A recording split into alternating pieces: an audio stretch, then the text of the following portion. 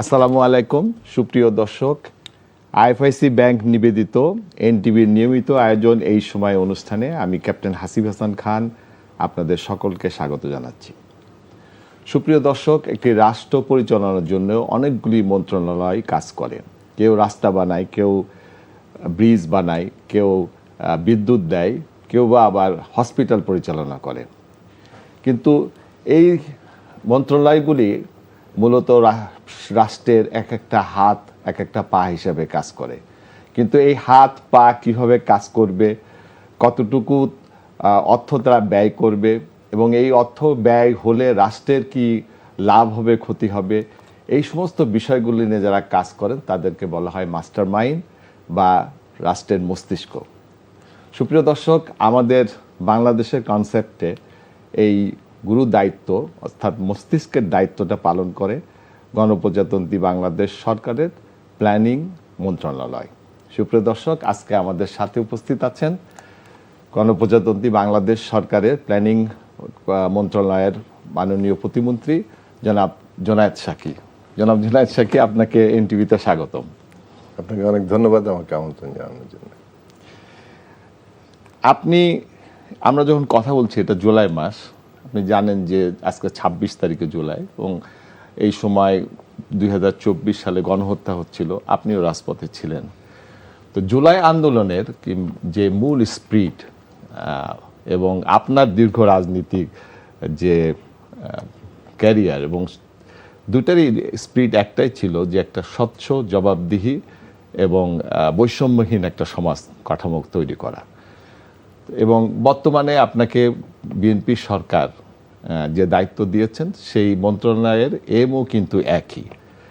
তো আমার প্রশ্ন আপনার কাছে যে এই মন্ত্রণালয়ের যে কাঠামো, এই কাঠামোতে আপনি জুলাই স্পিরিট এবং আপনার যে দীর্ঘ রাজনীতি দর্শন সেটাকে কতটুকু ধারণ করতে পারছেন? ধন্যবাদ আপনাকে। যারা এই অনুষ্ঠান দেখছেন সবাইকে আমার সালাম, শুভেচ্ছা, আসসালামু আলাইকুম।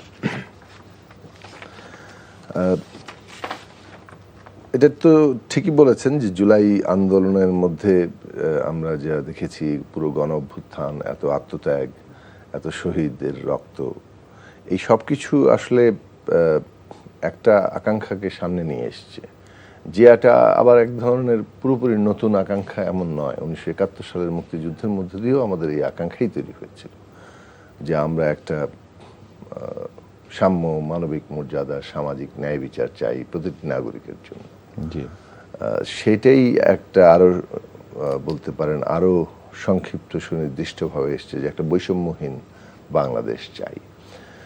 তো সেই জায়গাটা আমরা ধারণ করি যতটা সম্ভব, এবং রাজনৈতিক কর্মী হিসেবে যেমন মুক্তিযুদ্ধের মধ্য দিয়ে জনগণের যে আকাঙ্ক্ষা তৈরি হয়েছিল সেটাকে ধারণ করার চেষ্টা করেছি, তেমনি সেই ধারাবাহিকতাতেই জুলাইয়ের 90-এর আন্দোলন, গণ অভ্যুত্থান এবং তারপরে জুলাই গণ অভ্যুত্থান, এই পুরো জায়গাটা আমরা ধারণ করার চেষ্টা করেছি।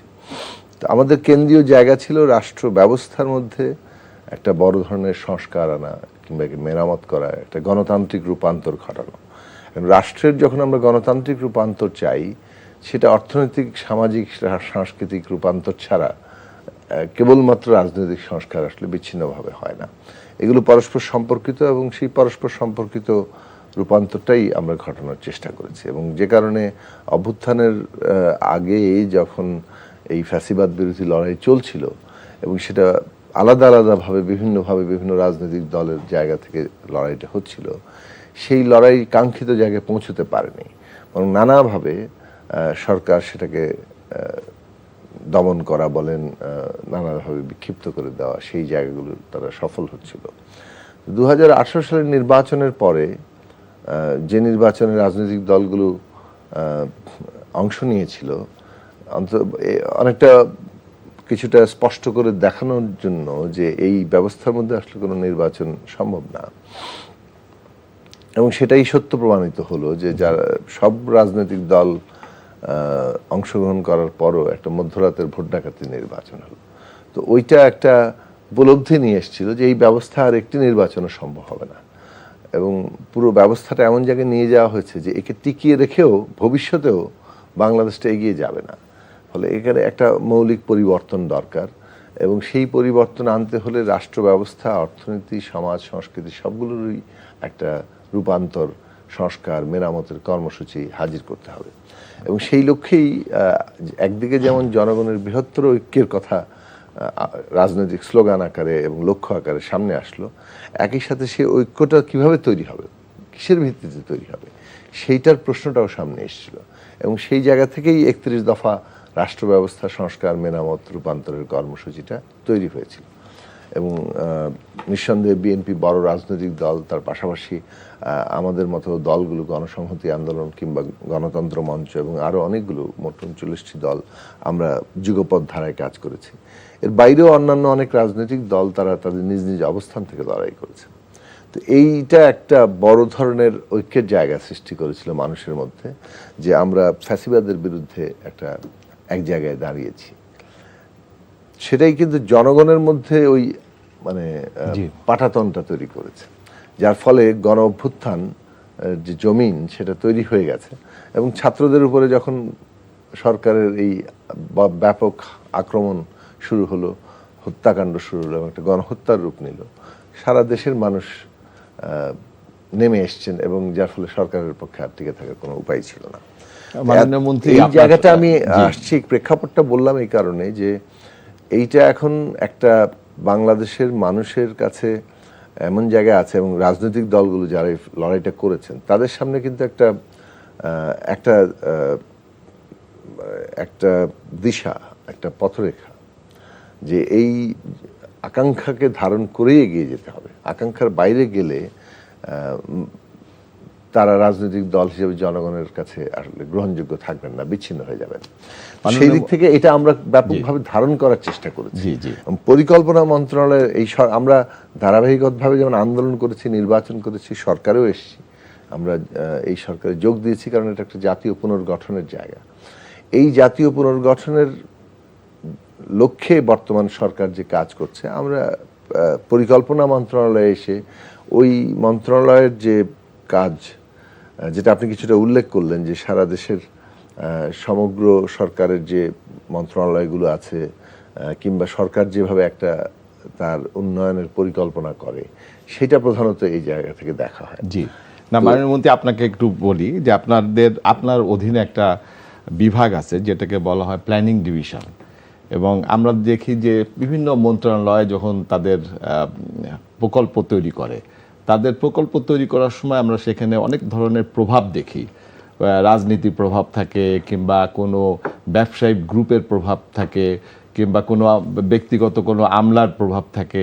তো সেই সমস্ত প্রজেক্টগুলো যখন আপনাদের কাছে আসে, তখন আপনাদের যে প্ল্যানিং ডিভিশন সেটাকে স্ক্রুটিনি করে, স্বচ্ছতা দেখার চেষ্টা করে।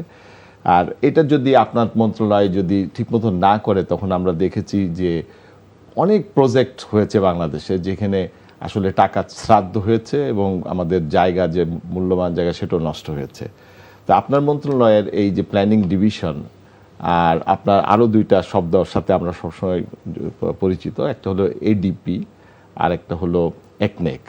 তো এই কিভাবে কাজ করেছে অতীতে, এবং আপনি এখন কিভাবে এই মন্ত্রণালয়ের? হ্যাঁ, সেটা ওই জায়গাটাই বলছিলাম, যে ধরুন পরিকল্পনা মন্ত্রণালয়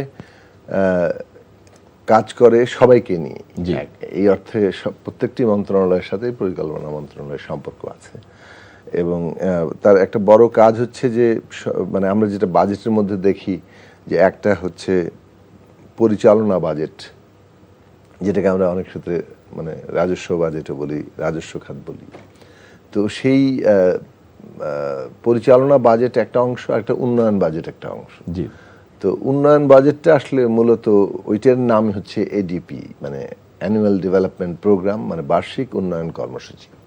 তো এই বার্ষিক উন্নয়ন কর্মসূচিটা আসলে পরিকল্পনা মন্ত্রণালয় থেকে তৈরি হয়, আর সাধারণত রাজস্ব অংশটা অর্থ মন্ত্রণালয়ের জায়গা থেকেই থাকে।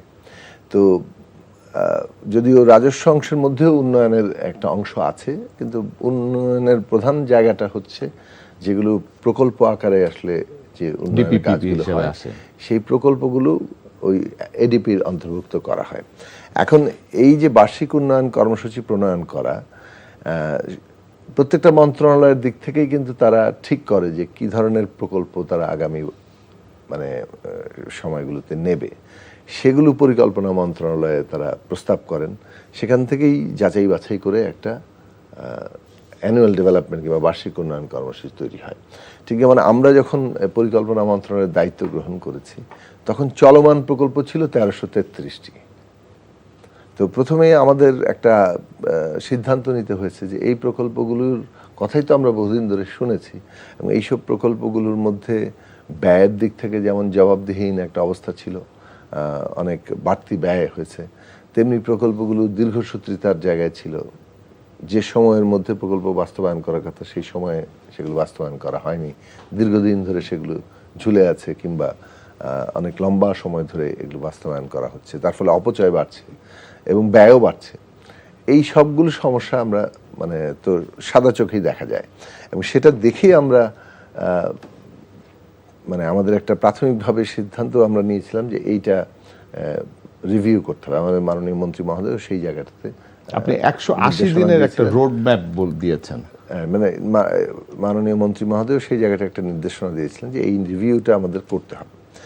তো আমরা এটা মাননীয় প্রধানমন্ত্রীর নেতৃত্বে যে একটা সরকার তো পরিচালিত হচ্ছে, সরকারের যে দৃষ্টিভঙ্গি বিভিন্ন ক্ষেত্রে ঠিক হয়, সেই জায়গাটা প্রথম দিকেই ঠিক হয়েছিল যে আমাদেরকে এই পর্যালোচনার মধ্যে দিয়ে যেতে হবে, এবং ওর মধ্যে থেকে বের হতে হবে যে কিভাবে আসলে পরিকল্পনা মন্ত্রণালয় পুনঃসজ্জিত হবে। আবার আপনাকে একটু, আপনি যদি খেয়াল করে দেখেন যে হঠাৎ করে তো যে আপনি, হ্যাঁ এটা ঠিক আগে থেকে একটা হোমওয়ার্ক তো থাকেই, সরকারের ছিল, পরিকল্পনা ছিল, কিন্তু যখন ভেতরে ঢোকা হয় তখন ওই তার যে পরিকল্পনা চিন্তা যেটা আগে থেকেই আছে সেইটাকে বাস্তব রূপ দিতে গিয়েই বাস্তবতার সাথে প্রতি মুহূর্তে সেটার একটা যোগাযোগটা তৈরি হয়, এবং ওইখান থেকে আপনার মানে মূল ডিরেকশনটা তৈরি হয়। একইভাবে আমাদেরও সেটা ঘটেছে। আমরা যখন প্রকল্পগুলোর মধ্যে ঢুকেছি তখন আমরা বুঝতে পারলাম যে এই জিনিসগুলো যেভাবে চলছে, এটা এভাবেই চললে আমরা এখানে কোনো আসলে বড় ধরনের পরিবর্তন জায়গাটা করতে পারবো না। ফলে আমাদের সিদ্ধান্ত নিতে হয়েছে যে এই প্রকল্পগুলো, চলমান প্রকল্পগুলোর মধ্যে আমরা কিভাবে পরিবর্তন আনব। তো এই রিভিউ করতে গিয়ে আমরা মোটা দাগে 3 ভাগে ভাগ করেছি। একটা হচ্ছে যে কিছু প্রকল্প আমাদের শেষ করতেই হবে যেগুলো চলমান, কারণ হচ্ছে যে না হলে বড় আকারের একটা অপচয় হবে। ইতিমধ্যে যে সম্পদ ব্যয় মানে সেখানে নিয়োজিত হয়েছে, যে অর্থ ব্যয় হয়েছে, তাতে ওইটা সম্পূর্ণ না করলে বরং অপচয়টা বেশি হবে। আরেক কিছু প্রকল্প আছে যেগুলো আমাদের মানে হয় বন্ধ করে দিতে হবে অথবা অন্য কোনো প্রকল্পের সাথে সেগুলো যোগসূত্র তৈরি করতে হবে। আবার অনেকগুলো প্রকল্প আছে যেগুলো এখন পর্যন্ত ধরুন ভৌত কাজের মানে বাস্তব কাজের অগ্রগতি অত্যন্ত কম, 30 ভাগেরও নিচে, কোনোটা 5 ভাগ 10 ভাগ এইরকম পর্যায়ে আছে। সেই ক্ষেত্রে আমরা ভেবেছি যে নতুন যে আমরা চিন্তাগুলো করব সেগুলোর সাথে এটার সম্পর্ক কত ব্যাপকভাবে তৈরি করা যায়। সেই কাজটা যখন আমরা ভাবছি তখনই মানে অতি দ্রুত, যেহেতু সরকার ফেব্রুয়ারিতে দায়িত্ব নিয়েছে, আপনি যদি খেয়াল করে দেখেন মার্চের মধ্যেই আমাদের একটা দ্রুত চাপ সৃষ্টি হলো যে পরবর্তী বাজেট করতে হবে, এবং বাজেটের এই যে এডিপি অংশ এটা কিন্তু একটু আগে তৈরি হয়ে যায়। ফলে আমাদের মে মাসের মধ্যেই পুরোপুরি এডিপি একেবারে পাবলিশ করে ফেলতে হলো, এবং এইটার প্রস্তুতি নিতে গিয়ে ধরেন আমরা খুব বেশি সময় পাইনি, এপ্রিলের মধ্যে আসলে কার্যত প্রস্তুত করতে হয়েছে। তো এই সময়ে আমরা নতুন প্রকল্পের যে প্রস্তাব, প্রায় 1600 নতুন প্রকল্পের প্রস্তাব এসেছিল, যেগুলো ইতিমধ্যে আসলে কোনো না কোনোভাবে ছিল। তার মধ্যে যাচাই বাছাই করে 1270টি প্রকল্প আমাদেরকে এখানে গ্রহণ করা হয়েছে এডিপিতে। এই যে তাহলে চলমান প্রকল্প, এবং এটাকে বলে যে নতুন প্রকল্প যেগুলো প্রাথমিকভাবে যাচাই বাছাই হয়, একটা তালিকাবদ্ধ হয়, এটাকে বলে সবুজ পাতা। তো এই সবুজ পাতায় 1270টি প্রকল্প স্থান পেয়েছে। এখন নতুন প্রকল্পগুলো এবং যেগুলো ইতিমধ্যে আসলে বাস্তবায়নে অগ্রগতি খুব কম, তার মধ্যে কিভাবে একটা মানে যোগাযোগ সৃষ্টি মানে মার্জারের দিকে যাওয়া যায়, একীভূত করা যায়, সেই দিকগুলো আমরা এখন কাজ করছি। ফলে যদিও এডিপি আমাদের পাবলিশ করতে হয়েছে বাজেট, কিন্তু সেটা এখানেই থেমে নেই। আমরা একটা কাজ কিন্তু তার পাশাপাশি করেছি, সেটাকে বলে যে প্ল্যানিং। আপনি প্ল্যানিং মিনিস্ট্রি একটা কাজ হচ্ছে পঞ্চবার্ষিক পরিকল্পনা করা, যেটা আমাদের দেশের মোটামুটি একটা ইতিহাস বলতে পারেন। তো এইবারে আমরা ঠিক করলাম যে আমরা পঞ্চবার্ষিক পরিকল্পনা কিভাবে করব। অন্তর্বর্তী সরকার কিন্তু কোনো এই ধরনের পঞ্চবার্ষিক পরিকল্পনার উদ্যোগ নেয়নি, যেহেতু তারা একটা নির্দিষ্ট সময়, স্বল্প সময়ের জন্য এসছে।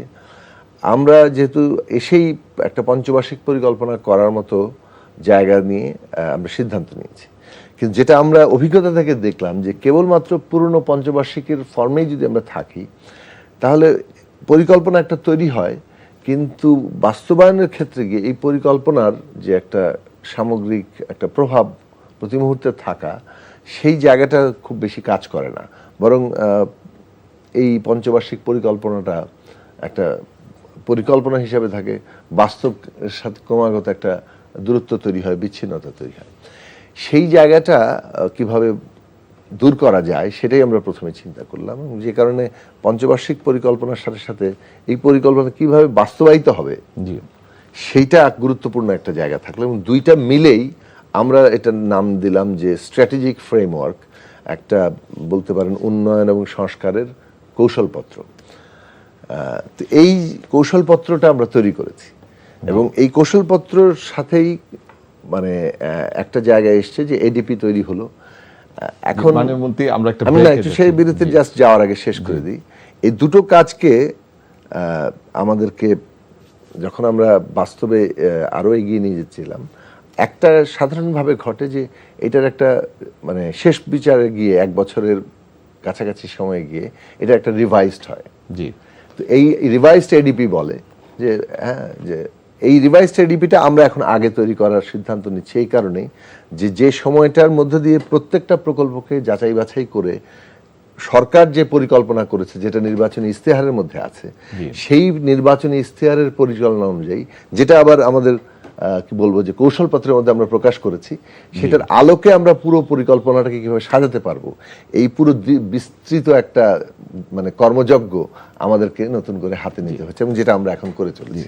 মাননীয় মন্ত্রী, আপনি বলছিলেন যে কিভাবে আপনারা কাজ করছেন এখন। হ্যাঁ, মানে ওইটার ধারাবাহিকতাটা যেহেতু জুলাইয়ের যে কিংবা আমাদের সামগ্রিক জনগণের যে আকাঙ্ক্ষা, সেই আকাঙ্ক্ষাটাকে আমরা ধারণ করতে চেষ্টা করছি। তো সেটার প্রতিফলনটা তো আসলে একটা প্রতিষ্ঠানের কাজের মধ্যে আনতে হবে, এবং সেটা করতে গিয়ে প্রতিষ্ঠানটার মানে যে কাজের ধরন অথবা তার যে দীর্ঘদিনের চর্চা, তার যে নানা নিয়ম কানুন, সেখানেও অনেক ক্ষেত্রে পরিবর্তন আনতে হবে। জি জি, সেটাই। আপনি যদি একটা নতুন জিনিস চান, তো মানে ব্যবস্থাটা সেটার উপযোগী কিনা সেটা খুব গুরুত্বপূর্ণ। সেটাই বলেছি যে অবকাঠামোটা যেটা, সেটার মধ্যে আমাদেরকে আস্তে আস্তে প্রত্যেকটা জায়গাতেই পরিবর্তনের উপলব্ধিটাও আসছে যে এটা না বদলাতে হবে, এবং তখন ওই জায়গাটা হচ্ছে সেটা কিভাবে যাত্রাটা জার্নিটা হচ্ছে সেটা আমি একটু আপনাদের সাথে শেয়ার করার চেষ্টা করছি। একটা তো যেটা আমরা বললাম যে এই যে আমরা পঞ্চবার্ষিক পরিকল্পনাটাই আমরা নতুন করে সাজিয়েছি, যেটা খুব শিগগিরই আগামী মাসের প্রথম সপ্তাহে আশা করি আমরা রিলিজ করতে পারবো, মাননীয় প্রধানমন্ত্রী সেটা করবেন। তো সেই ফ্রেমওয়ার্ক, যেটা পঞ্চবার্ষিক একটা উন্নয়নের এবং সংস্কারের যে কৌশলপত্র, সেটার মধ্যে সেটা তৈরি করা হয়েছে ইশতেহারের আলোকে। কারণ ইশতেহার তো মোটা দাগে পরিকল্পনাটা প্রকাশ করেছে, এই সরকার নির্বাচিত হলে জনগণের কাছে অঙ্গীকার করেছে তারা কি করবে, কিভাবে বাংলাদেশটাকে বদলাবে। সেইটার যে বাস্তবায়নে করতে গিয়ে একটা এই পঞ্চবার্ষিক পরিকল্পনায় তার মৌলিক কৌশলগত জায়গাগুলোকে ঠিক করা হয়েছে। অ্যান্ড দেন যেটা এডিপি তৈরি হয়েছে, যেটা বললাম যে যেটা কিছুটা আমাদেরকে দ্রুততার সাথে করতে হয়েছে, সেটা যাতে কেবলমাত্র মানে চলতি কাজের একটা যে ধারা তার মধ্যে আটকে না থাকে, সেটা যাতে আমাদের সরকারের যে পরিকল্পনা সেইটার যথাযথ প্রকাশ প্রতিফলন ঘটে, সেই জন্য আমরা এডিপি হওয়ার পরও সেটার এখন পর্যালোচনা করছি, এবং যেটা সাধারণত হয় শেষ পর্যন্ত গিয়ে একটা রিভাইজড এডিপি হয়, এটাকে আমরা এগিয়ে নিয়ে এসে একটা রিভাইজড এডিপি তৈরি করার চেষ্টা করছি। সেই কাজটা করতে গিয়ে আগেকার পরিকল্পনা মন্ত্রণালয় যেমন মানে বিভিন্ন মন্ত্রণালয়, পরিকল্পনা মন্ত্রণালয় প্রকল্প প্রেরণ করত, সেটা কেবল যাচাই বাছাই করার কাজটি পরিকল্পনা মন্ত্রণালয় প্রধানত করত।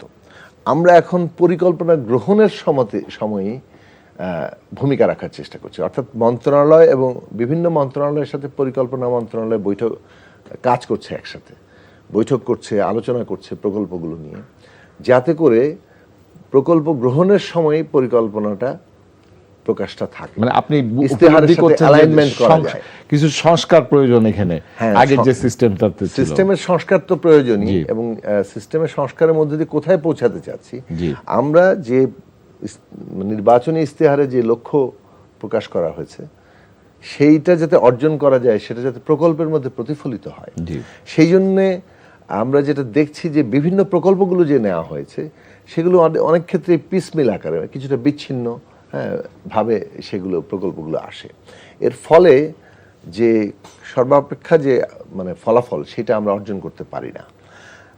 এ কারণে আমরা একটা পদ্ধতিগত পরিবর্তনের দিকে কিছুটা যাচ্ছি, সেটা হচ্ছে যে কর্মসূচি ভিত্তিক জায়গাতে যাওয়া।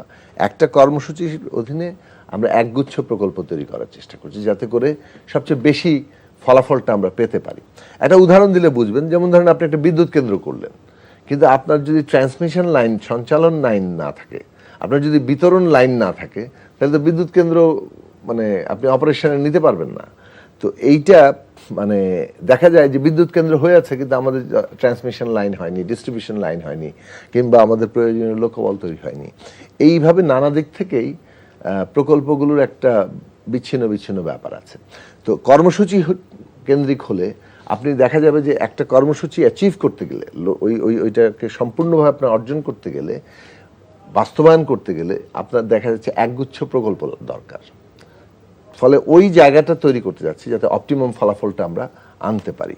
তো এইটা প্রত্যেকটি মন্ত্রণালয়ের সাথে আলাদা করে বসে বসে আমাদেরকে তাদের এই যে আমাদের ইস্তেহারের আলোকে তৈরি করতে হচ্ছে, এবং পরিকল্পনা মন্ত্রণালয় সেই কাজটি করছে, যার ফলে রিভাইজড এডিপিটা এই সরকার যে পরিকল্পনা নিয়ে নির্বাচনী প্রতিশ্রুতি দিয়ে জনগণের আস্থা পেয়ে সরকার পরিচালনা কিংবা রাষ্ট্র পরিচালনার দায়িত্ব নিয়েছে, সেইটা যাতে যথার্থভাবে প্রতিফলিত হয় পরিকল্পনার কাজের মধ্যে। কেবলমাত্র একটা ধারাবাহিকতা, কেবলমাত্র ওই মানে আমলাতান্ত্রিক যে প্রক্রিয়ার মধ্য দিয়ে কেবল চলছে, এই জায়গাটা আমরা অতিক্রম করার চেষ্টা করছি। তো সেটা একটা গুরুত্বপূর্ণ কাজের জায়গা, বেশ সময় সাপেক্ষ কাজের জায়গা। সেটা 180 দিনের মধ্যে আমাদের এই কাজগুলো শেষ করতে হবে, সেই লক্ষ্যটা নিয়ে কিন্তু আমরা কাজটা করছি। আশা করি আমরা 180 দিনের আগেই এই কাজটা শেষ করতে পারবো। আরেকটি গুরুত্বপূর্ণ জায়গা হচ্ছে প্রকল্প বাস্তবায়ন। আপনি গ্রহণ করলেন কিন্তু বাস্তবায়ন হলো না। আপনার একটা ডিভিশন আছে, ইমপ্লিমেন্টেশন, আমাদের একটা ডিভিশন আছে, এটাকে implementation, monitoring and evaluation department, IMED বলে। কিন্তু এইটা আইএমইডি হচ্ছে তো দেখছে, কিন্তু বাস্তবায়নের যে সমস্যাগুলো সেইগুলো তো সমাধান করতে হবে। আপনি সমস্যা হয়তো শুনতে চাইলে 5টা সমস্যা যে কারোর কাছ থেকে শুনতে পারবেন, কিন্তু সমাধানের পথটা তো আসলে একই সাথে তৈরি করতে হবে। তো আমরা দুটো জায়গায় এগোচ্ছি। 1 নম্বর হচ্ছে যে আমরা প্রতিনিয়ত যাতে এটার মনিটর করা যায়, তার জন্য ড্যাশবোর্ড তৈরি করা হচ্ছে। প্রত্যেকটি প্রকল্পের অবস্থা কি, এইটা চোখের সামনে থাকতে হবে।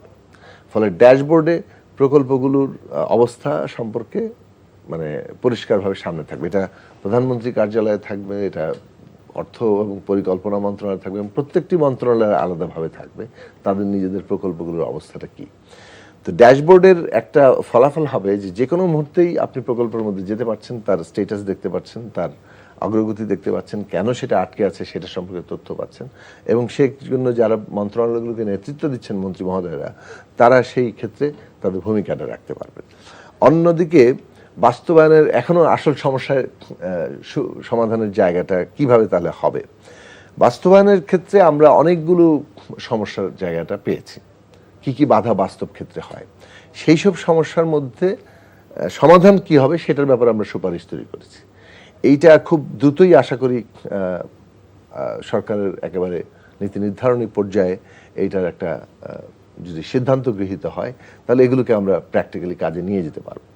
যেমন ধরুন, একটা হচ্ছে প্রকল্প আইডিয়া থেকে ফিজিবিলিটি স্টাডি হয়, তারপরে ধরেন একটা ডিপিপি তৈরি হয়, অর্থাৎ প্রকল্পের প্রস্তাবনা তৈরি হয়, তারপরে সেটা 50 কোটি টাকার উপরে হলে সেটা একনেক পর্যন্ত যায়, 50-এর নিচে হলে মন্ত্রী পর্যায়ে মন্ত্রণালয় পর্যায়ে নিষ্পত্তি হয়, তারপরে সেটা যখন জিও জারি হয়ে পিডি নিয়োগ হয়ে টেন্ডার হয়ে মানে একেবারে বাস্তবে ওয়ার্ক অর্ডার পর্যন্ত যায়, এইটা একটা লম্বা সময় নিয়ে নেয়। তার মানে আজকে আপনি একটা প্রকল্প চিন্তা করলেন, কিন্তু এটাকে বাস্তব কাজে নিতেই আপনার 2 বছর পার হয়ে গেল। 2 বছর পার হয়ে গেল। এইটা যদি হয় তো তাহলে তো প্রকল্প আপনি শেষ করতে পারবেন না, এবং একটা সরকারের জন্য খুব মুশকিল 5 বছরের মেয়াদের মধ্যে তারা যা করতে চাচ্ছে সেগুলোকে বাস্তব রূপ দেখানো। সেজন্য আমরা এই সময়সীমাকে কিভাবে কমিয়ে আনা যায়, কত অল্প সময়ের মধ্যে প্রকল্পের আইডিয়া থেকে একেবারে বাস্তবায়ন পর্যন্ত যাওয়া যায়, সেটার জন্য সুপারিশমালা তৈরি হয়েছে, সেগুলো নিয়ে কাজ করছি আমরা। এবং সেখানে আমরা দেখেছি যে কয়েকটা গুরুত্বপূর্ণ বাধা আছে। একটা হচ্ছে পিডি অ্যাপয়েন্টমেন্ট, ফিজিবিলিটি স্টাডি একটা দ্রুততম সময়ে করার ব্যাপার আছে। 2 হচ্ছে যে পিডি অ্যাপয়েন্টমেন্ট একটা গুরুত্বপূর্ণ সমস্যা। 3 হচ্ছে যে আপনার জমি অধিগ্রহণ একটা বড় ধরনের সমস্যা। তারপরে হচ্ছে যে অনেকগুলো জিনিস অটোমেশনে না থাকার কারণে দীর্ঘসূত্রিতার জায়গা, আমরা এগুলো বড় ক্ষেত্রগুলো চিহ্নিত করেছি এবং এই জায়গাগুলো কিভাবে সমাধান করা যাবে তার জন্য উদ্যোগ গ্রহণ করছি। তো ইতিমধ্যে পিডি নিয়োগের খসড়া নীতিমালা তৈরি হয়েছে। আমরা অটোমেশনের অনেকগুলো জায়গা নিয়েছি, প্ল্যানিং ডিভিশন, আইএমইডির অধীনে যে প্রকিউরমেন্ট অথরিটি আছে এবং আমাদের স্ট্যাটিস্টিক্যাল এবং ইনফরমেটিক্স ডিভিশন আছে, এখানে একটা মানে বড় ধরনের অটোমেশনের উদ্যোগ নেওয়া হয়েছে। একই সাথে অটোমেশন হবে এনবিআর এ, অডিটিং অফিসে, বাংলাদেশ ব্যাংকে এবং মানে আইসিটি মন্ত্রণালয় যেটা করছে 1 সিটিজেন 1 নাম্বার 1 ওয়ালেট। এই 7টা যে বড় জায়গা, এগুলোর অটোমেশনের কাজ হাতে নেওয়া হচ্ছে এবং এই অটোমেশনটা আবার ইন্টারঅপারেবল হবে আর কি, যার ফলে আমরা কাজের দিক থেকে অনেক দ্রুত কাজ হওয়ার মতো একটা বাস্তব জায়গায় যেতে পারবো। জমি অধিগ্রহণের নীতিমালা যেগুলো আছে সেগুলোকে আরো কিভাবে সহজ করা যায় যাতে করে দ্রুত আমরা এই কাজের নিষ্পত্তিতে যেতে পারি, এবং এই যে 2 বছরের সময় লেগে যায় যেটা বললেন, সেগুলোর প্রত্যেকটি ধাপে কিভাবে সময় কমিয়ে আনা যায়, এই কাজগুলো যদি আমরা সিদ্ধান্ত গ্রহণ এই 180 দিনের মধ্যে করে ফেলতে পারি, যেটা সম্ভব আমরা প্রায় সম্পন্ন করে আনা হয়েছে, তাতে আমরা প্রকল্প বাস্তবায়নের ক্ষেত্রেও যে দীর্ঘসূত্রিতার যে জায়গা সেটা আমরা কমিয়ে আনতে পারবো। এবং সময়সীমার টাইম বাউন্ড যদি আমরা হতে পারি, তখন আমরা বাজেট বাউন্ডও অনেক বেশি হতে পারবো। আপনি কথাটার পরস্পর সম্পর্ক আছে, কিন্তু সময়ের মধ্যে যদি আপনি থাকেন তাহলে আপনি বাজেটের মধ্যেও থাকতে পারবেন। এখন যদি 2012 সাল 14 সালের প্রকল্প এখনো চলমান আছে, এর মধ্যে 3 বার রেট শিডিউল বদল হয়েছে, ফলে আপনার যতবার রেট শিডিউল বদল হচ্ছে ততবার কিন্তু প্রকল্প বলা হচ্ছে যে আরো একটু সময় বর্ধিত করতে হবে, কারণ জিনিসপত্রের দাম বেড়ে গেছে, এখন আমাকে নতুন রেটে আবার টাকা বর্ধিত করতে হবে। এই যে জায়গাগুলো, কিংবা সময় বর্ধিত হলে একটা পর্যায়ে কিন্তু অটোমেটিক একটা প্রেশার তৈরি হয়, যেহেতু দাম বেড়ে যায় ওই একই বাজেটে সম্ভব হয় না। ফলে টাইম বাউন্ড করাটা আমাদের কাছে একটা খুব গুরুত্বপূর্ণ জায়গা মনে হচ্ছে, এবং এইটার মধ্যে যদি করতে পারি তাহলে আমরা বাজেট বাউন্ডেও আসতে পারবো এবং অপচয় কমাতে পারবো, দুর্নীতির উপরেও একটা লাগাম টেনে ধরতে পারবো। রেট শিডিউল যেটা এখানে এক একটি সংস্থা, ধরেন আপনার প্রত্যেকটি মন্ত্রণালয়ের কিন্তু বাস্তবায়নের একটা সংস্থা আছে, সেটা যদি আপনি স্বাস্থ্যে যান, জনস্বাস্থ্য প্রকৌশল কিংবা ইত্যাদি, এলজিআরডি প্রত্যেকের আলাদা আলাদা রেট আছে, পিডব্লিউডি একটা আলাদা রেট আছে। এই রেটগুলোকে একটা সমন্বয় করার জন্য আবারও মাননীয় প্রধানমন্ত্রীর নির্দেশে একটা কমিটি গঠিত হয়েছে এবং সেটা কাজ করছে ইতিমধ্যে। একটা মানে জেনারিক একটা রেট তৈরি হবে, কিছু বিশেষ কাজের জন্য আলাদা রেট থাকবে, এবং এই রেটের ভিত্তিতে আমরা চেষ্টা করছি যে প্রত্যেকটি প্রকল্প এই রেটকে যথার্থভাবে অনুসরণ করলো কিনা সেটা একটা অটোমেশনের মধ্য দিয়ে মানে এখন পরীক্ষা হবে, কেননা ম্যানুয়াল পরীক্ষা কিছু ত্রুটি থেকে যেতে পারে। তো সেই জায়গা থেকে এই কাজগুলো যদি আমরা করতে পারি, অর্থাৎ একদিকে আমাদের কৌশলপত্র, অন্যদিকে রিভাইজড এডিপি তৈরি করা, আমাদের ড্যাশবোর্ড তৈরি করা এবং প্রকল্প বাস্তবায়নের ক্ষেত্রে যে সমস্যাগুলো সেগুলোকে দূর করা, এটা আমাদের 180 দিনে আমাদের যাকে বলে যে শুরু করার জন্য একটা বড় প্রস্তুতি হিসেবে জায়গাটা তৈরি হবে। এবং এই প্রস্তুতি কালটা আমরা সময়টা যে নিয়েছি এই 5 মাস 6 মাস সময়, এটা আসলে অনিবার্য অপরিহার্য ছিল, কারণ এটা ছাড়া আমরা যদি কাজ করতে যেতাম তাহলে আমরা বিদ্যমান চলমান যে মানে কাজের ধারা এবং তার যে একটা চক্র, এর মধ্যে আমরা পড়ে যেতাম। অর্থাৎ সেইখান থেকে আসলে সত্যিকার অর্থে মানুষের আকাঙ্ক্ষা পূরণ করার মতো প্রকল্প বাস্তবায়ন এবং মানুষের যে প্রয়োজন অনুযায়ী যে উন্নতি, সেটা সম্ভব হবে না। আপনি খেয়াল করে দেখবেন যে প্রতি বছরই কিন্তু এডিপি তৈরি হয়। বিগত 25-26 অর্থ বছরের এডিপি ছিল 2 লক্ষ কোটি টাকার। বাস্তবায়নের হার দেখলে দেখা যাবে 60%। এইবার আমাদের 3 লক্ষ কোটি টাকার এডিপি ঘোষণা করেছে। আমরা ওই রকমই যদি থাকি বাস্তবায়নের জায়গায়, তাহলে আসলে খুব বেশি জনগণের আকাঙ্ক্ষা আমরা পূরণ করতে পারবো না। এবং যদি ওই যে টাইম বাউন্ডের মধ্যে আমরা না থাকি, একটা প্রকল্প 3 বছরে সমাপ্য, কিন্তু সেটা 10 বছরে গিয়ে শেষ হচ্ছে, তো তাহলে মানুষের যে আকাঙ্ক্ষা সেটা আমরা পূরণ করতে পারবো না। তো যেটা আমরা জুলাইয়ের মানে আকাঙ্ক্ষাটাকে যেটা নিয়েছি, সেটা হচ্ছে যে ওইটা মানুষ তার সমস্যাগুলোর সমাধান দেখতে যাচ্ছে বাস্তব ক্ষেত্রে, এবং সেটা করতে গেলে যেই সব প্রকল্প আমাদের হাতে নিতে হবে, যেসব পদক্ষেপ আমাদের নিতে হবে, সেটাকে সময়ের মধ্যে বাস্তবায়ন করতে হবে, এবং সেটা করে কিন্তু এই সরকারকে জনগণের কাছে জবাবদিহি করতে হবে। ফলে ওই প্রস্তুতিমূলক জায়গাটা, ওই মানে অর্থাৎ যে ইনস্ট্রুমেন্টটা, মানে অর্থাৎ পরিকল্পনা মন্ত্রণালয়, তার বিভিন্ন প্রতিষ্ঠান এবং অন্যান্য প্রত্যেকটি মন্ত্রণালয়, তাদের যে প্রতিষ্ঠান, পুরো রাষ্ট্র ব্যবস্থাটা, এটা তো একটা ইনস্ট্রুমেন্টের মতো, যে এইটা দিয়েই তো বাস্তবায়ন করা হচ্ছে, এইটাকে উপযোগী করে তুলতে হবে, না হলে আসলে আমরা এগিয়ে যেতে পারবো না। ফলে প্রাতিষ্ঠানিক সংস্কার অত্যন্ত গুরুত্বপূর্ণ হয়ে উঠছে, যেটা সরকার রাজনীতি থেকে শুরু করে সংবিধান থেকে শুরু করে বিভিন্ন ক্ষেত্রে করার ব্যাপক উদ্যোগ চালিয়ে যাচ্ছেন। আমরা পরিকল্পনা মন্ত্রণালয়ে আমাদের পক্ষে যতটুকু সম্ভব হচ্ছে সেটা ম্যাক্সিমাম করার আমরা চেষ্টা করছি। তো এইটা আপাতত আপনার প্রশ্নের। মাননীয় মন্ত্রী, আপনি যেটা বলছিলেন যে যে বিভিন্ন মন্ত্রণালয় থেকে প্রজেক্ট আসে এবং আপনারা এটাকে স্ক্রুটিনি করে ছেড়ে দিচ্ছেন, কিন্তু সমন্বয় হচ্ছে না, যে রাষ্ট্রের জন্য যে প্রয়োজন, যেরকম আমি প্রসঙ্গ আপনাকে উদাহরণ দিয়ে বলি, যে আমরা রামপালে যে একটা বিদ্যুৎ কেন্দ্র করলাম, আর একটা করলাম পায়রা বিদ্যুৎ কেন্দ্র করলাম, ওয়ারাস আমাদের ভোলাতে কিন্তু গ্যাস ছিল। ভোলার গ্যাসটা যদি আমরা গ্রিড লাইনে আনতে পারতাম, 205 কিলোমিটার পাইপ লাইন, এই পাইপ লাইনটা যদি আনা যেত, তাহলে কিন্তু ওখানে 5টি সেফ গ্যাস পাওয়া গেছে ভোলাতে 1995 সালে। এই 5টি সেফ গ্যাসটা যদি আমাদের পাইপ লাইন দিয়ে 205 কিলোমিটার পাইপ লাইন, এটা যদি এনে ন্যাশনাল গ্রিডে আনা যেত, তাহলে কিন্তু আপনাকে আর এলএনজি কিনা লাগতো না।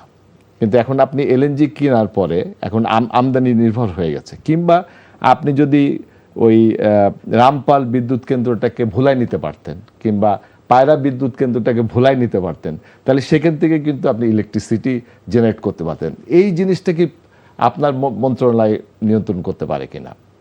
এই যে মানে ওইটা ওই বিষয়ে আলোচনায় না ঢুকি, মানে বিদ্যুতের বিশেষ জায়গাটা আপনি যেভাবে বললেন, ভোলা হলে কি হতো কিংবা রামপাল, এগুলো প্রত্যেকটা নিয়ে একটা ক্রিটিক্যাল অবস্থান আমাদের ছিল। আমরা যখন আন্দোলন করেছি তখন আমরা বলেছি, কিন্তু আপনি প্রশ্নটা যেটা তুলেছেন সেটা গুরুত্বপূর্ণ, যে আসলে অপটিমাম ফলাফল, মানে সবচেয়ে ভালো ফলাফল যেটা হওয়ার কথা, সেই অনুযায়ী পরিকল্পনাটা করার মতো ক্ষমতা আসলে কার? এটা ঠিক যে লাইন মিনিস্ট্রি, মানে অর্থাৎ যে দায়িত্বপ্রাপ্ত কিংবা সংশ্লিষ্ট যে মিনিস্ট্রি, মন্ত্রণালয়, তারাই প্রকল্পের উদ্যোগ গ্রহণ করবে, কিন্তু পরিকল্পনা মন্ত্রণালয়ের সাথে একটা ঘনিষ্ঠ যোগাযোগটা থাকে, কারণ পরিকল্পনা মন্ত্রণালয় সামগ্রিক পরিকল্পনাটা করে, পঞ্চবার্ষিক পরিকল্পনাটা করে।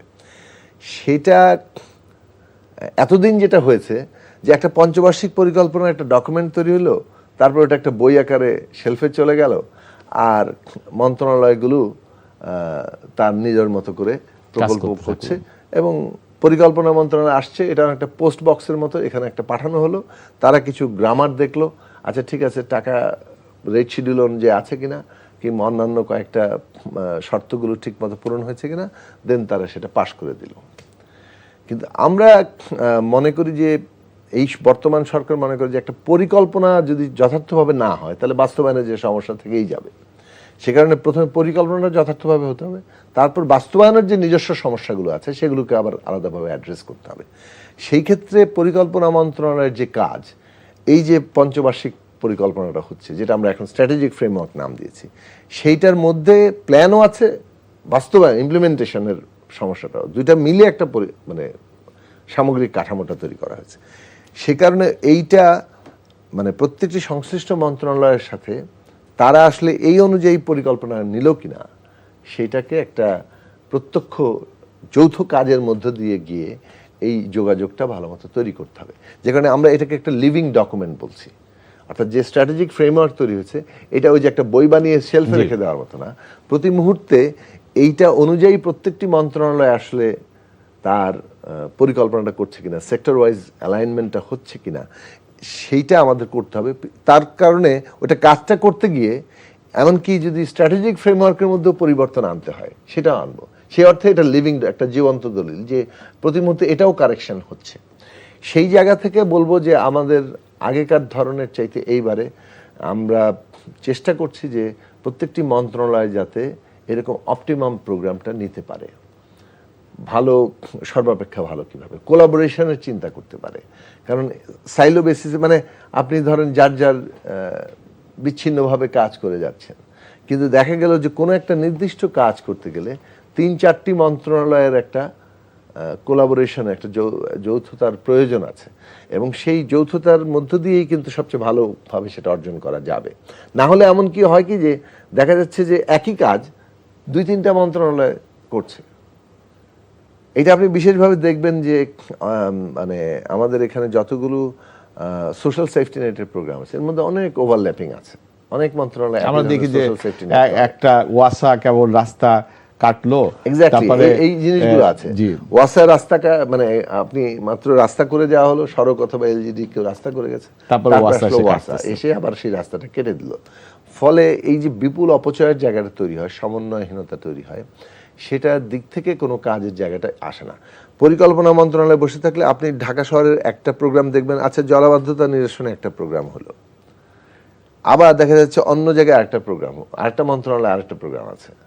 এই যে প্রোগ্রামগুলোর যে বিচ্ছিন্ন দিক, দুইটা দুই রকম ভাবে চলছে, কিন্তু কোনো সমন্বিত না হওয়ার ফলে প্রোগ্রামটা হচ্ছে ঢাকা শহরের জলাবদ্ধতা দূর করতে চাই, রাষ্ট্রের টাকা খরচ হচ্ছে কিন্তু আসলে এটা ফলাফলটা পাওয়া যাচ্ছে না। এখন প্রোগ্রাম যদি হয় যে ঢাকা শহরের জলাবদ্ধতা কিভাবে দূর হবে, তার জন্য ড্রেনেজ সিস্টেম কিভাবে তৈরি হবে, আমাদের পুরো পানি ব্যবস্থাপনাটা, হ্যাঁ, সেটা কিভাবে যাবে, সারফেস ওয়াটারকে আমরা কিভাবে সর্বাপেক্ষা কাজে লাগাবো, আমাদের যে এইটা আমাদের এই সরকারের অন্যতম গুরুত্বপূর্ণ একটা জোর দেওয়ার জায়গা, যেটা মাননীয় প্রধানমন্ত্রী খুব নিজে জোরের সাথে নিয়েছেন, সেটা হচ্ছে যে ভূগর্ভস্থ পানির ব্যবহার কমিয়ে সারফেস ওয়াটারকে আমাদের বেশি ব্যবহারের জায়গায় যেতে হবে, এবং সেটা না গেলে আমাদের যে একটা ভয়ঙ্কর পরিবর্তন হয়ে যাচ্ছে সেটাকে আমরা বিবেচনা মধ্যে নিচ্ছি না। তাহলে এই কাজগুলো করতে গেলে আগে পুরো একটা পরিকল্পনা করে আপনার ইতিমধ্যে কিন্তু অনেকগুলো চলমান কাজ আছে, সেগুলোকে আমরা ঠিক মতো সমন্বয় করছি কিনা, এবং সেই সমন্বয়টার মধ্য দিয়েই ঠিক হবে যে এগুলো আসলে যথেষ্ট কিনা। মানে আমাদের আসলে পুরো এই ঢাকা শহরের জলাবদ্ধতা দূর করা বলি, ভূগর্ভস্থ থেকে মানে ভূপরিস্থ পানির মধ্য দিয়ে আমাদের পানি সমস্যা কিভাবে সমাধান হবে, ঢাকার পুরো পানি ব্যবস্থাপনা এবং এই ড্রেনেজ সিস্টেম কিভাবে এগোবে, এইটুকুর মধ্যে যদি থাকি, এটাই একটা প্রোগ্রাম হিসেবে দেখি। এরই যতগুলো প্রোগ্রাম নেওয়া হয়েছে সেই প্রোগ্রামগুলো কেন সফল হলো না, কি কি আরো প্রোগ্রাম নিলে এটা একটা সামগ্রিক মানে ইন্টারলিঙ্কড একটা ব্যবস্থায় পরিণত হতে পারে, এই জায়গাটা তৈরি হবে। এখন এই যে বিষয়ভিত্তিক আলোচনা যখনই আপনি যাবেন, তখন কিন্তু আর একটা মন্ত্রণালয়ের কাজ থাকছে না, এখানে কয়েকটা লাইন মিনিস্ট্রি একসাথে চলে আসছে, এবং এই লাইন মিনিস্ট্রির মধ্যে যে কোঅর্ডিনেশন, এটা ছাড়া আপনি কোনো অপটিমাম ফলাফল পাবেন না। ফলে প্ল্যানিং এর জায়গাটা, প্ল্যানিং মিনিস্ট্রির যে কর্তব্য ছিল যা এতদিন করা হয় নাই, সেটা হচ্ছে এই কোলাবোরেশনটাকে অটোমেশনে আনা, হ্যাঁ, একটা যৌথতার মধ্যে আনা, একটা একসাথে কাজ করে অপটিমাম ফলাফলে যাওয়া। এইটার অভাবের ফলে প্রত্যেকটি মন্ত্রণালয় বিচ্ছিন্নভাবে কাজ করেছে, এবং সামগ্রিকভাবে যে সরকারের পরিকল্পনা, এটার কোনো বাস্তবায়নটা আসলে সে অর্থে হয়নি। এটা পরিকল্পনা যার যার মন্ত্রণালয়ে বিচ্ছিন্ন হয়ে ঢুকে একটা মানে একটা বড় আকারের অপচয় এবং এই মন্ত্রণালয়ের সেখান থেকে দুর্নীতি আরো, এই মন্ত্রণালয়ের যে উদ্দেশ্য ছিল যে স্বচ্ছতা, জবাবদিহিতা, এটা এই এখন পর্যন্ত হচ্ছে না। যদি আপনি সংস্কার করেন তাহলে যদি সম্ভব হয় না, আমরা এই সেই স্বচ্ছতা জবাবদিহি আনার জন্যই কিন্তু এই পরিবর্তনগুলো, সংস্কারগুলো শুরু করছে, এবং এটা এফেক্টিভ করতে আমরা ইতিমধ্যেই করার চেষ্টা করছি, এবং সেটা আরো খুব দ্রুতই আমরা দৃশ্যমান করতে পারবো। অন্তত মানে আমরা যেটা রিকভারি স্টেজ বলেছি, প্রথম 2 বছর, আমাদের তো কৌশলপত্রের 3টা বড় স্টেজ আছে। একটা হচ্ছে রিকভারি, মানে পুনরুদ্ধার করা অর্থনীতি, কারণ এটা একটা ধ্বংসপ্রাপ্ত অর্থনীতি পেয়েছি আমরা। তারপরে হচ্ছে উত্তরণ, রেস্টোরেশন, অ্যান্ড দেন রিকনস্ট্রাকশন মানে পুনর্গঠন ফর এক্সেলারেশন। তাহলে এই যে রিকভারি স্টেজ, পুনরুদ্ধার কালটাকে আমরা প্রথম 2 বছরকে পুনরুদ্ধার কাল বলছি, তারপর প্রথম বছর থেকে প্রথম 3 বছর পর্যন্ত এটাকে আমরা বলছি উত্তরণ কাল, এবং প্রথম বছর থেকে 5 বছর পর্যন্ত আমরা এটাকে বলছি পুনর্গঠন কাল। তাহলে এই যে পুনরুদ্ধার কালে আমরা আশা করি এই আমাদের পরিকল্পনা মন্ত্রণালয়ের যে কাজের সংস্কার হচ্ছে, মানে তার কাজ করার ধরন, পদ্ধতি এবং প্রাতিষ্ঠানিক যে সংস্কারটা হচ্ছে,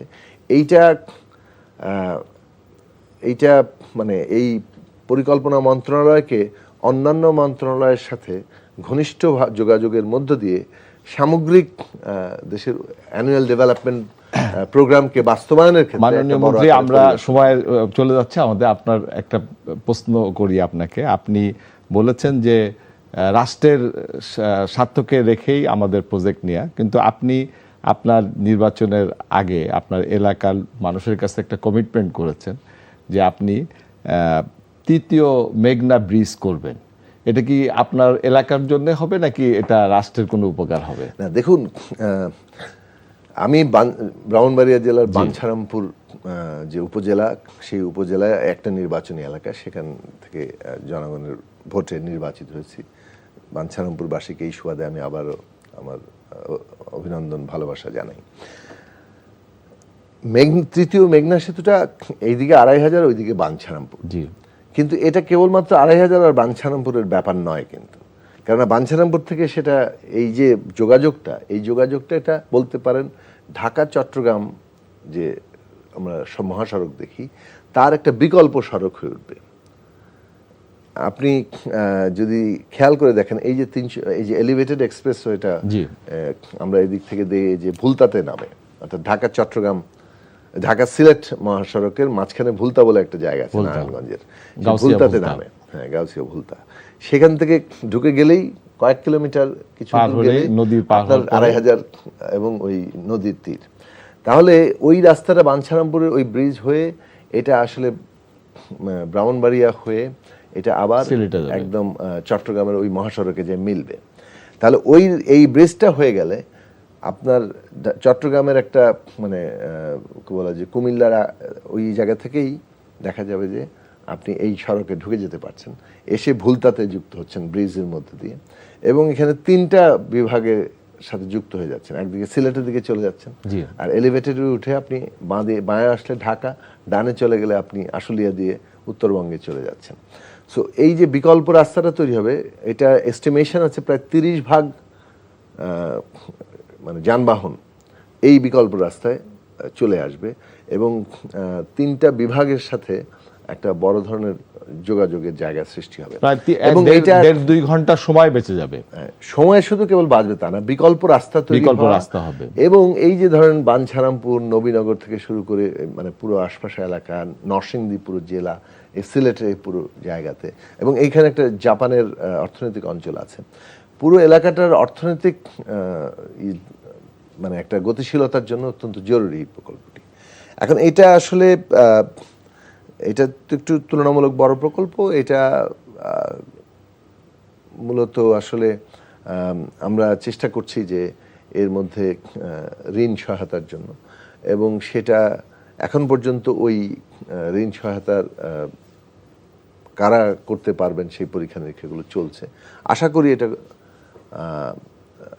সামনের অল্প সময়ের মধ্যে আমরা একটা জায়গায় পৌঁছাতে পারবো, এবং এটা শুরু হলে এই অঞ্চলে পুরো জোনটাতে একটা ঢাকার সাথে যোগাযোগের যে জায়গার সৃষ্টি হবে এবং অন্যান্য বিভাগের সাথে, তাতে আমাদের অনেকগুলো ইন্ডাস্ট্রিয়াল মানে ধরেন অ্যাগ্রো প্রসেসিং থেকে শুরু করে আমাদের আইসিটির যোগাযোগ থেকে শুরু করে আরো বেশ কিছু জায়গাতে, বিদ্যুৎ, সোলারে অনেকগুলো জায়গায় বিনিয়োগের ক্ষেত্র সৃষ্টি হবে। ফলে এইসব জায়গায় ইন্ডাস্ট্রি, এই প্রজেক্টটা শুধু আপনার এলাকার জন্য না, এটা মোটেই একটা এলাকার জন্য না, এটা সামগ্রিক পুরো অঞ্চলকে একটা নতুন ধরনের গতি দেবে, বিনিয়োগের ক্ষেত্র সৃষ্টি হবে।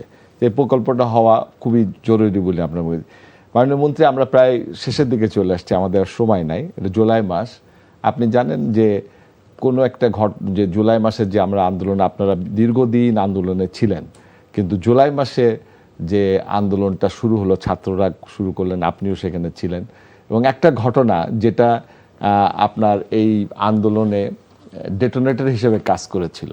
যেরকম বারুদ থাকে, কিন্তু বারুদকে ডেটোনেট করার জন্য একটা ডেটোনেটর প্রয়োজন হয়।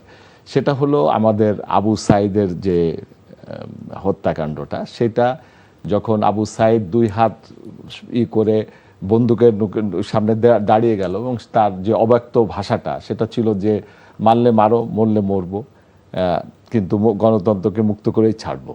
এই ভাষাটাকে আমাদের এনটিভির 2জন সাংবাদিক, একজন মইনুল হক আর একজন আসাদুজ্জামান আরমান, তারা এই ভাষাটাকে তাৎক্ষণিকভাবে লাইভ করেছিলেন।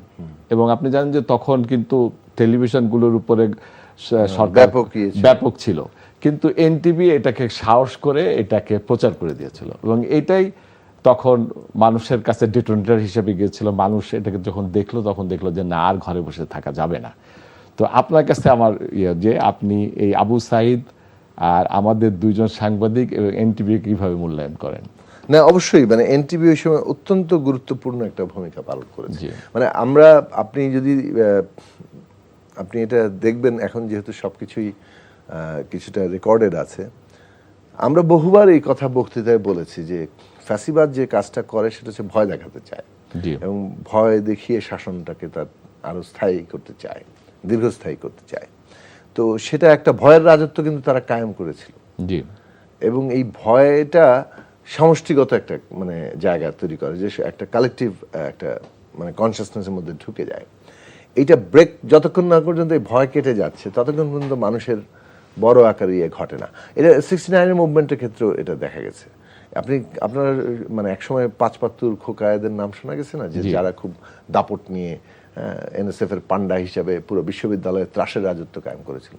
যখনই একটা মানে এরা এরা এরা মারা পড়লো, সাথে সাথে কিন্তু ছাত্র সমাজের ভয় ভেঙে গেল এবং এইটা একটা বড় ভূমিকা রেখেছিল 69 ছাত্রদের উত্থানের ক্ষেত্রে। ওই একইভাবে এই জায়গাটা তো অন্যভাবে ঘটেছে। এটা হচ্ছে আবু সাইদ, সে ভয়টা ভেঙে দিয়েছে। আবু সাইদ, আর যে কথাটা আমরা মানে 16 তারিখের পরে আমরা বলেছি, আবু সাইদ যেভাবে সামনে দাঁড়িয়েছে, মৃত্যুকে আলিঙ্গন করে নিয়েছিল, একভাবে সে আসলে সরাসরি মানে মানুষের ওই সাহসটা সঞ্চার করার জন্য। মাননীয় মন্ত্রী আমি শেষ করি এই কারণে যে ওই সাহসটা সে সঞ্চার করেছে এবং আগের দিন সে স্টেটাস দিয়েছে যে ডক্টর জোহার মতো তাকে সামনে যে দাঁড়াতে হবে। এবং এই দৃশ্যটা যদি এভাবে প্রকাশিত না হতো, এনটিভি সাংবাদিকরা যে সাহসী কাজটা করেছিলেন, তাহলে কিন্তু আবার সারা দেশে যেভাবে মানুষ এক সুতায় গেঁথে গেল সেটা ওইভাবে ঘটতো না। ফলে এনটিভি এই যে ভূমিকাটা, মানে একটা ক্রুশাল মোমেন্টে একটা সাংবাদিকতা, একটা সিদ্ধান্ত কিভাবে বড় ঘটনার জন্ম দিতে পারে। বারুদ যেটা বললেন, আগে একটা দাবানল তৈরি করতে একটা বারুদের যে প্রয়োজন, সেই জায়গাটাতে নিশ্চয়ই এনটিভির সাংবাদিকদের ভূমিকা ছিল। সুপ্রিয় দর্শক, আপনারা শুনছিলেন এই সময় অনুষ্ঠান। আমাদের মন্ত্রী বলছিলেন তার মন্ত্রণালয় সম্বন্ধে। সময়ের অভাবে আমাদেরকে শেষ করতে হচ্ছে। আবারও নতুন কারোর সাথে নতুন পর্বে দেখা হবে। ততদিন ভালো থাকবেন, সুস্থ থাকবেন, এনটিভির সাথেই থাকবেন। আসসালামু আলাইকুম।